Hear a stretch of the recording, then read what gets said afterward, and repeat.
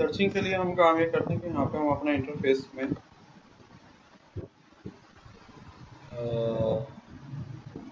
Group box वगैरह लगा लेते हैं।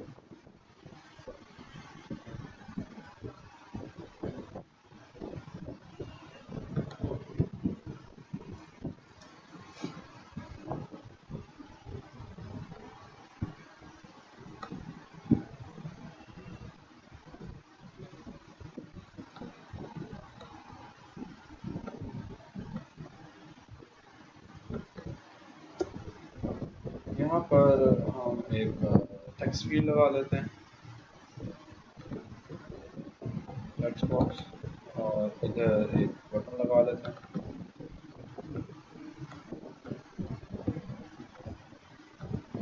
हमारा बेसिक थीम ये है कि हम ये चाहते हैं कि हम इस टेक्स्ट बॉक्स के अंदर कोई भी स्टूडेंट आईडी डालें, बटन पे क्लिक करें, अगर वो रिकॉर्ड मौजूद है तो यहाँ शो हो जाए, मौजूद नहीं है तो वो आपको नोट फॉर्म का मैसेज दे दे। प्रॉपर्टी सेट कर लें, टेक्स्ट बॉक्स है, इसका नाम रखना है txt सर्च बाय आईडी, इसका नाम कर लेते हैं ptn सर्च बाय आईडी, इसका टेक्स्ट चेंज कर लेते हैं, सर्च बाय आईडी।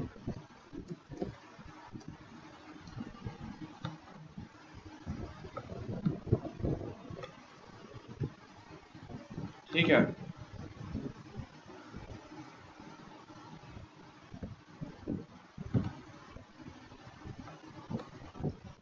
अच्छा अब हम बटन पर आए, क्लिक इवेंट पर। क्या कुछ आपको चाहिए जी? कनेक्शन वगैरह आपने इस्टेब्लिश करना है, वो तो सारा काम ही आपको करना होगा। क्यूरी आपको बनानी होगी ये, ठीक है। चलो ये हमने काम कुछ थोड़ा सा उसमें किया हुआ है व्यू वाले में, ठीक है। ये इंसर्ट का, ये व्यू का कोड है, तो मैं यहाँ से थोड़ा सा कोड कॉपी पेस्ट कर रहा हूँ। सेलेक्ट स्टैटिक हमने ले लिया, डाटा अडॉप्टर वगैरह हमने ले लिया। चलो ये सारे को उठा देते हैं।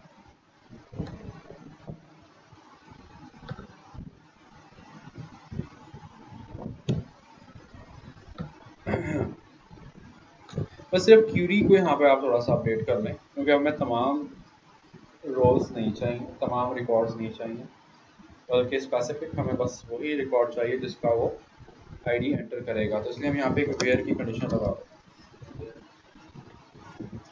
Where std id equals to, वो आप लेना चाहें आप वो ले लें, या आप जस्ट डायरेक्ट कंकैटिनेट कर लें। मैं यहाँ पे से कंकैटिनेट करा देता हूँ।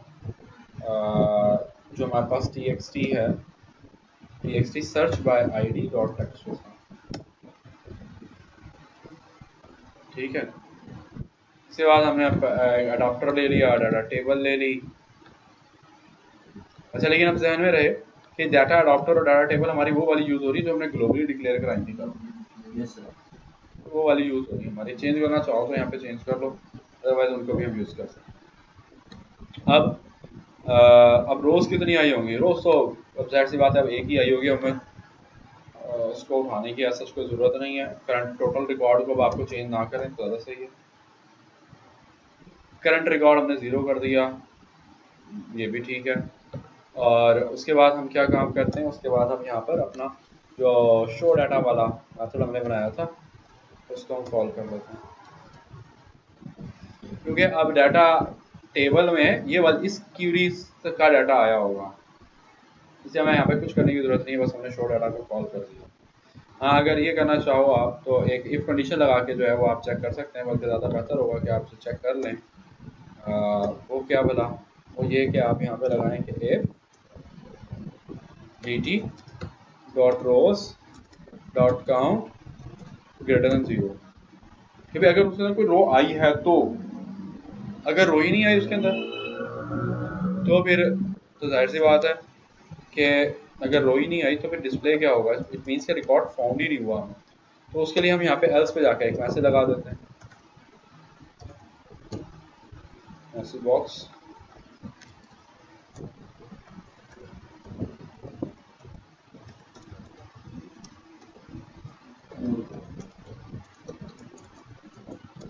Record not found.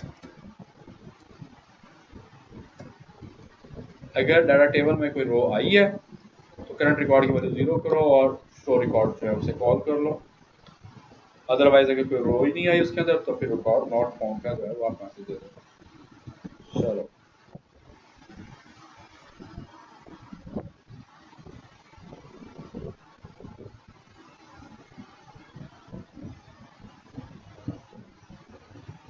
मैं 103 को मैं सर्च करता हूँ,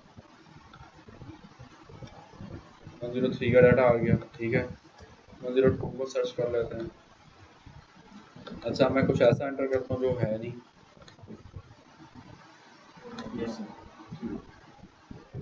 हिसाब से सर्च कर लेंगे। अच्छा लेकिन एक चीज़ यहाँ पे भी और प्रॉब्लम आएगा, तो जब हमने सर्च किया है तो यहाँ पे हमें एक रो तो मिल गई है, वो जो 102 को जब मैंने पिछला जो कराया था, चलो 103 करा लो, ये तो आ गया। लेकिन अब जब आप नेक्स्ट करेंगे या प्रीवियस करेंगे तो अब यहाँ पे गड़बड़ आ जाएगी, ठीक है। तो अब आप क्या काम करो, मसला क्या हो रहा है, क्योंकि हम डाटा टेबल वो एक ही यूज़ कर रहे हैं, ग्लोबल वाला, ठीक है। वो हम ग्लोबल वाला जो है वो हम यूज़ कर रहे हैं। तो आप अपने उस बटन पर आएँ, सर्च वाले बटन पर, कि अगर वो रिकॉर्ड शो करा देता है, उसे शो डाटा को कॉल करने के बाद क्या काम करो, वो जो इनिशियलाइज डाटा का जो मेन मेथड था उसे कॉल करा देते हैं। तो मैं कल बनाया शो डाटा एक दफ़ा हो गया, रिजल्ट शो हो गया, ठीक है। उसके बाद क्या करेगा, वो दोबारा से इनिशियलाइज को कॉल कर लेगा। अब वो सारे रिकॉर्ड फिर से रिट्रीव करके उसी डाटा टेबल के अंदर ले आएगा जिस डाटा टेबल में अभी हमने सर्च किया था और एक रो आई थी,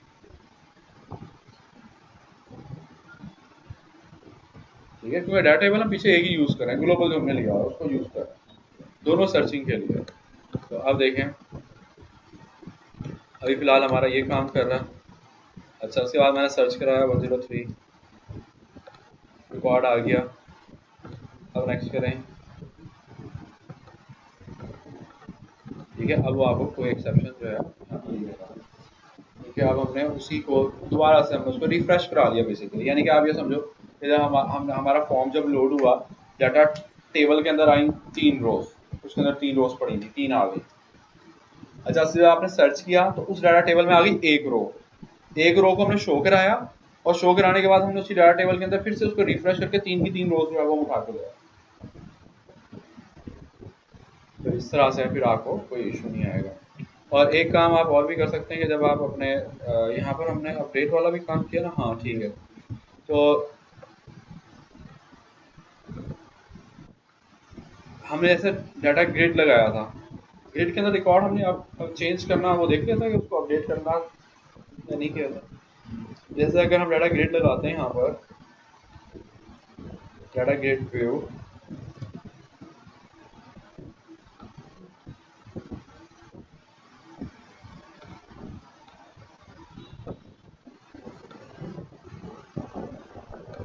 ये हमारा डाटा ग्रिड व्यू आ गया। हम लोड पे चाह रहे हैं कि फॉर्म का जब लोड हो उसके अंदर सारा डाटा हमें शो हो रहा हो, तो कोई इतना बड़ा इशू नहीं है। इनिशियलाइज का मेथड हम बना चुके हैं और शो वाला भी, शो क्या तो खैर यहाँ पे जरूरत नहीं पड़ेगी। इनिशियलाइज से हमें डाटा टेबल के अंदर सारा रिकॉर्ड आ रहा है, ये इनिशियलाइज वाला मेथड है। डाटा टेबल तक सारा रिकॉर्ड हमारा पहुँच रहा है। हम यहाँ पे क्या काम करेंगे, मैं यहाँ पे कर लेता हूँ बस data grid view 1 dot data source equals to dt। तो जो कुछ भी डाटा टेबल में वो उठा के ग्रिड के अंदर शो करा दो। बस इसी से जो है कि फॉर्म हमारा लोड होगा तो ग्रिड के अंदर वो तमाम की तमाम हमारी रोज आ गई, ठीक है। ये मेथड बनाने के, अलग अलग मेथड बना के रखने का ये फ़ायदा होता है कि आप जहाँ कहीं उसको जरूरत पड़ रही है आप उसे कॉल कर सकते हैं। हमें सिर्फ एक लाइन लिखी और हमारा ये काम हो गया। अच्छा अब जब हम इसके अंदर चेंजिंग करते हैं, जैसे रोल नंबर 2 है, इसका नाम अमजद है, अमजद की जगह पे मैं इसका नाम कर देता हूँ फॉर एग्जांपल अहमद, और मैं इसको अपडेट कर देता हूँ। रिकॉर्ड अपडेट तो हो गया, लेकिन ये नहीं अपडेट हुआ, तो इसको हम अपडेट कैसे कर लेंगे? क्यों भाई, क्या ख्याल है आप लोगों का?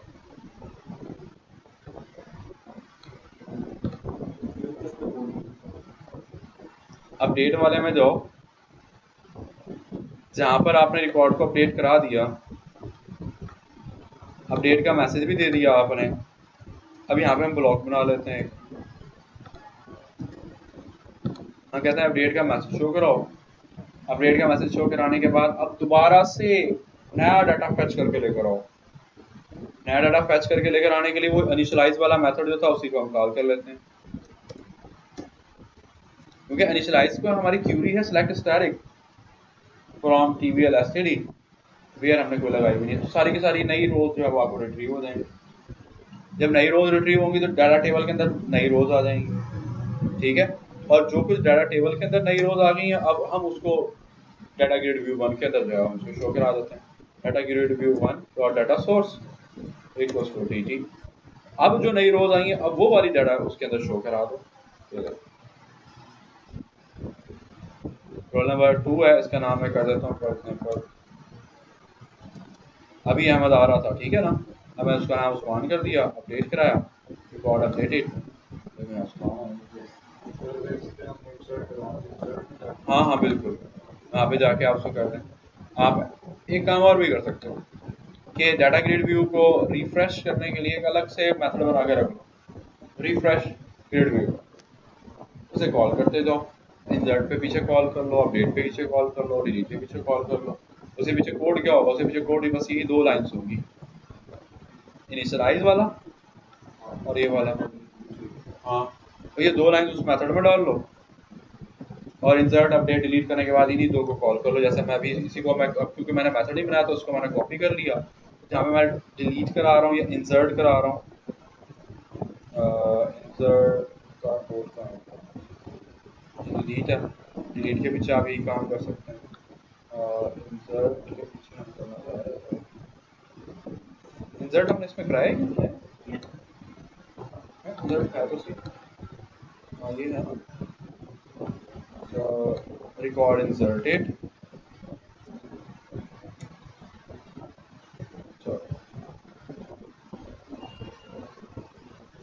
नया मैं रिकॉर्ड में डाल रहा हूँ। अच्छा, अब एक और भी जहाँ पे आप चेंजिंग आप कर सकते हैं कि अब बाय डिफॉल्ट हमने ये रखा है कि भाई पहले पहले रिकॉर्ड को जैसे फॉर्म लोड हो, पहला रिकॉर्ड हमारा शो हो रहा हो और फील्ड भी हमारी यहाँ पर जो है वो इनेबल हुई पड़ी है।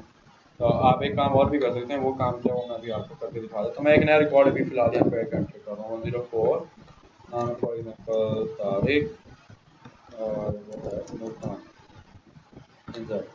रिकॉर्ड इंसर्टेड और शो भी हो गया, ठीक है। वो यानी कि वही 2 लाइन्स हैं जो इस ग्रिड व्यू को रिफ्रेश कर रही हैं। चाहो तो उसका एक अलग मेथड बना लो, या जहाँ दिल कर रहा है उन्हीं को लाइन बार बार यूज करो। अच्छा, अभी मैं काम ये आपको बताने लगा था कि अब जैसे मैंने एक नया रिकॉर्ड एंटर करना है 105 सपोज मैं करना चाह रहा हूँ, मुझे इसको भी चेंज करना पड़ेगा, डिलीट करना पड़ रहा है, यहाँ पे जाके मुझे चेंजिंग करनी पड़ रही है, इसको भी मुझे चेंज करना पड़ रहा है, फिर जाके मैं इंसर्ट पर मैं क्लिक कर रहा हूँ। अभी तो 3 फील्ड्स हैं, आमतौर पर फील्ड्स काफ़ी ज़्यादा हो सकती हैं, 15-20 फील्ड्स हो सकती हैं, अब वो सबको जाके ऐसा करना पड़ेगा। तो इसका क्या सोल्यूशन आप लोगों के ध्यान में आता है?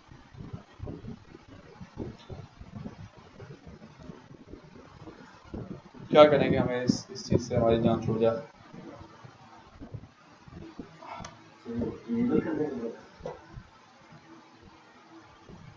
किसकी प्रॉपर्टी इनेबल?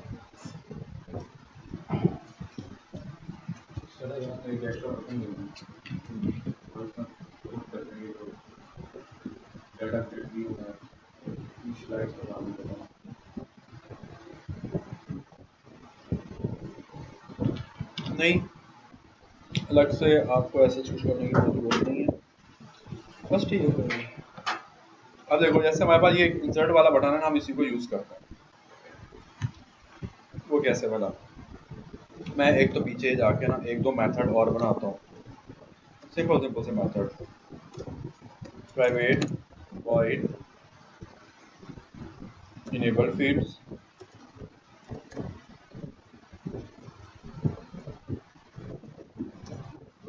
इसमें हमारे पास जो फील्ड्स हैं txt student id dot enabled equals to true, txt name dot enabled equals to true.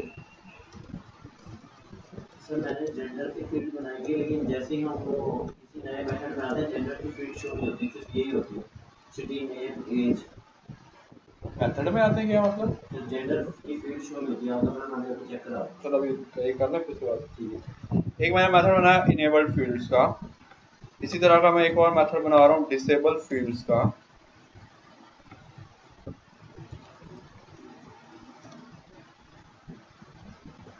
और यहाँ पर हाँ की जगह false one।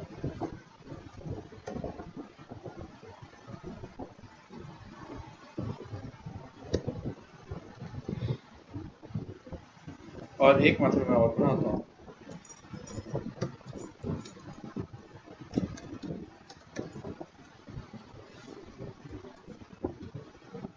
Clear fields. और यहाँ पे हमारे पास txt student id dot clear txt name dot clear txt city dot clear. ये तीन हमने बड़ा सिंपल से मेथड बना दिए। अब ये जो हमारे पास फॉर्म है इसके ऊपर ये जो हमारा इंसर्ट वाला बटन है इधर प्रॉपर्टीज में है और इसका टेक्स्ट में इंसर्ट के बजाय कर लेता हूँ फॉर एग्जांपल न्यू ऐड।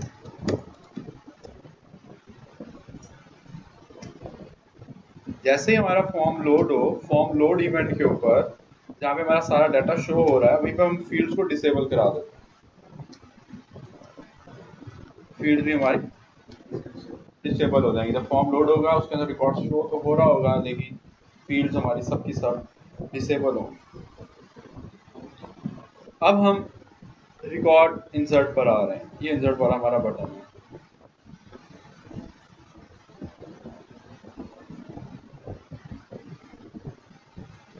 ठीक है, यहाँ पर हम एक शुरू में एक इफ कंडीशन लगा देते हैं। मैं कहता हूँ if btn insert dot text, तो अगर उसका टेक्स्ट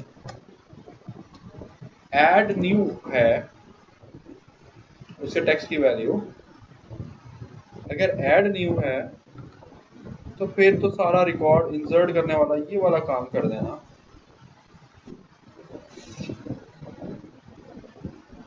नहीं, अगर उसकी फील्ड अगर उसकी वैल्यू ऐड न्यू है तो क्या काम करो, इनेबल्ड फील्ड्स करो।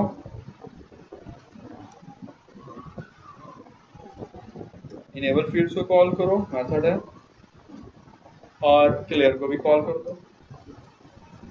अगर ऐड न्यू वहां पे लिखा, शुरू में हमने ऐड न्यू लिखा हुआ, जब हमारा फॉर्म डिस्प्ले होगा तो ऐड न्यू लिखा आ रहा होगा, यहाँ पे डाटा शो हो रहा होगा, ये डिसेबल होंगी।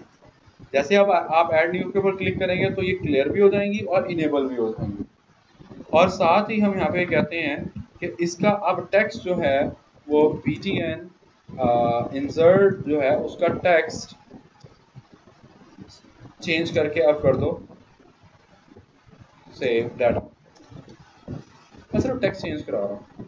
पहले अगर उसका टेक्स्ट ऐड न्यू है इनेबल कराओ, क्लियर कराओ, उसी का टेक्स्ट कर दो सेव डाटा। ठीक है, और एल्स इफ हम लगा के कह रहे हैं कि अगर उसका text btn insert btn insert dot text अगर सेव डाटा है तो फिर ये वाला काम कर देना सारा।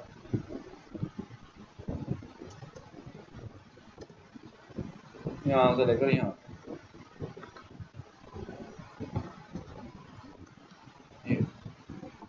कोड मैंने चेंज नहीं किया, सिर्फ ऊपर एक नई कंडीशन ऐड कर दी। अब देखो, अब हम इसे रन करते हैं, रिकॉर्ड शो भी हो रहा है, डिसेबल भी है, जैसे तीन इंस्ट्रूमेंट का डाटा पड़ा। जैसे मैं ऐड न्यू करूँगा फिर सारी हमारी क्लियर भी हो गई और यहाँ पे सेव डाटा आ गया। ठीक है, अब सेव डाटा है अब मैं एक नया रिकॉर्ड ऐड कर रहा हूँ 105 XYZ city Islamabad save record. Yes अच्छा अब एक काम और भी कराया गया भाई, उसको दोबारा जब सेव हो जाए तो फिर ऐड नहीं हो, तो आप उसको दोबारा से आप उसको ऐड नहीं करवा सकते हैं जब सेव हो रहा है रिकॉर्ड इंसर्टेड। तो ये सारा काम करो और यहाँ पर उसका टेक्स्ट चेंज कर दो दोबारा से btn insert dot text equals to add new। हाँ बस, लेकिन बस इसी से ध्यान रखना कि स्पेलिंग और जो अपर केस और लोअर केस उसमें कोई फर्क ना आ जाए, अदरवाइज ये कंडीशन फिर ट्रू नहीं हो सकेगी। यहाँ ये तो साइन करा रहा है ना, तो एक आएगा और साथ ही क्लियर को कॉल कर लो, तो एक फील्ड से क्लियर भी करा दो। रिकॉर्ड इंसर्ट का मैसेज जैसे यूज़र ओके करेगा तो फील्ड्स क्लियर भी हो जाएंगी।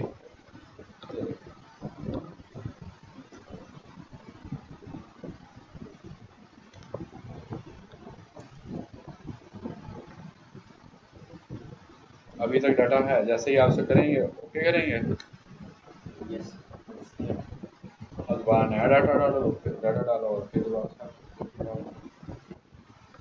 ठीक है जी।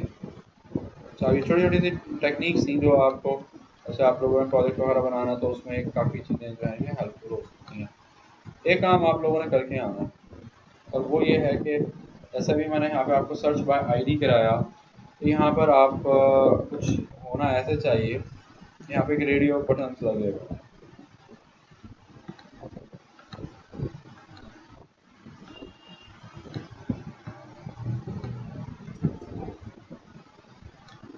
इसका टेक्स्ट हम चेंज करके सर्च बाय आईडी के बजाय खाली सर्च कर दें।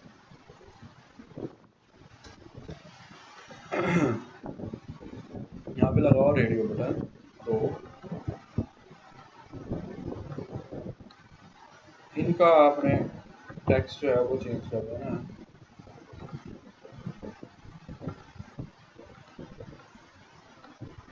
नाम वगैरह चेंज कर लेना, वो मैं नहीं कर रहा। इसका नाम आप करो ऑडियो, सॉरी यहाँ पे नेम में तो ऑडियो लिखने की जरूरत नहीं है, सॉरी टेक्स्ट में ऑडियो लिखने की जरूरत नहीं है। यहाँ पे इसको आप कर लेंगे जी सर्च बाय आईडी, इसको आप कर लेंगे सर्च बाय नेम। अभी यूज़र पर डिपेंड करता है वो किस हिसाब से सर्चिंग करना चाह रहा है।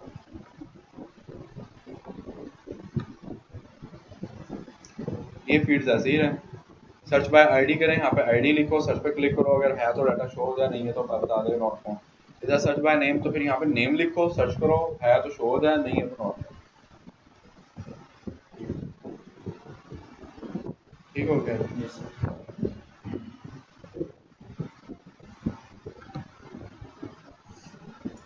चलें, काफ़ी इसी को प्रैक्टिस करो। वो चेक करा